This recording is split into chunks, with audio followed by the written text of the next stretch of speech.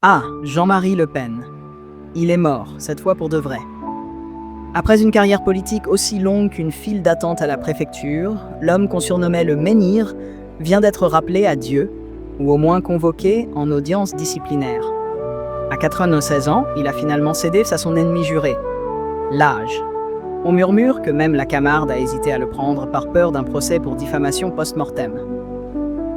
Et quelle ironie du calendrier! Le fondateur du FN tire sa révérence le jour de l'hommage à Charlie Hebdo et à l'Hypercacher. On dirait presque que l'histoire a décidé d'écrire son propre édito satirique. Entre un hommage aux victimes du racisme et l'enterrement d'un type qui l'a industrialisé, on se demande si le karma ne s'est pas lui aussi recyclé en scénariste. Marine, elle, a appris la nouvelle en plein vol entre deux cacahuètes Air Austral.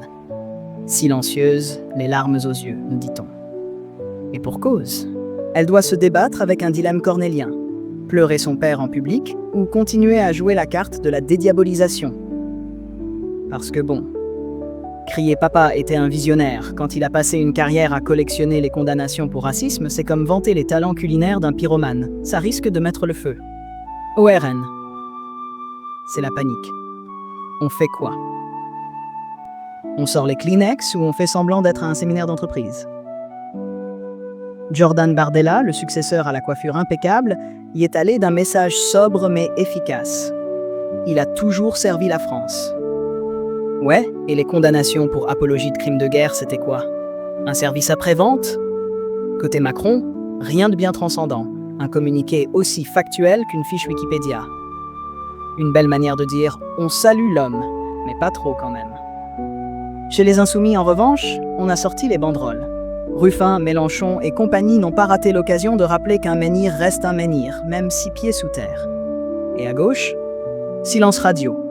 À croire qu'ils ont tous confondu minutes de silence et décennies de silence. Alors, hommage public ou pas? Au RN, on semble hésiter. Peut-être une cérémonie intimiste, avec quelques drapeaux et une playlist composée de vieux discours racistes. Parce que même mort, Le Pen divise encore. C'est un peu comme un feu de poubelle. On sait qu'il va s'éteindre, mais ça laisse une odeur désagréable. En attendant, Jean-Marie rejoint le panthéon des figures controversées, coincé entre Pétain et une statue de Louis XIV. Ses idées, elles, restent bien vivantes, comme une tumeur qu'on n'arrive pas à éradiquer.